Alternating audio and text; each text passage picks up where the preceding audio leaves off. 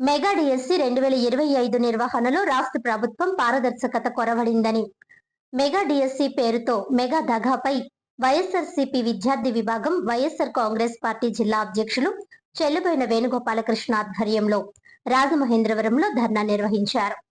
శుక్రవారం Rajamahendravaram Kotipalli bus stand junction వద్ద వైఎస్ఆర్సీపీ విద్యార్థి విభాగం ఆధ్వర్యంలో డిఎస్సిలో అవకతవకలపై సిబిఐ విచారణ చేపట్టాలని ధర్నా నిర్వహించారు.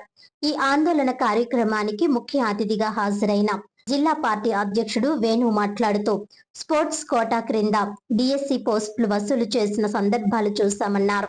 డిఎస్సి నిర్వహణలో కోర్టులను తప్పుదారి పట్టించే ప్రయత్నం చేస్తున్నారని ఆరోపించారు. ప్రభుత్వ వైఖరిని ప్రశ్నించిన 200 మంది విద్యార్థులపై ఈ ప్రభుత్వం దుర్మార్గంగా కేసులు నమోదు చేయించిందన్నారు. రాష్ట్రంలో నియంతృత్వ ధోరణిలో విధ్వంసకరమైన పాలన సాగిస్తున్నారు అని అన్నారు.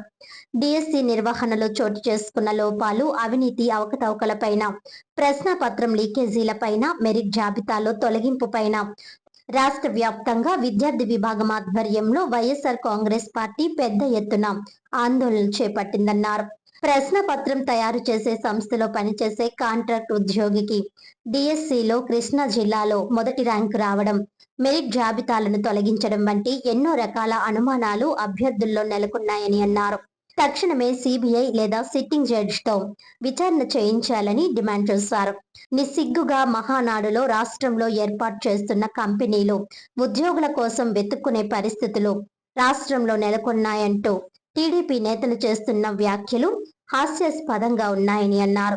కూటమి ప్రభుత్వం నియంతృత్వ ధోరణితో తాము ఏం చేస్తే అది చెల్లుబాటు అవుతుందన్నట్లు వ్యవహరిస్తుందని వేణు దుయ్యబట్టారు.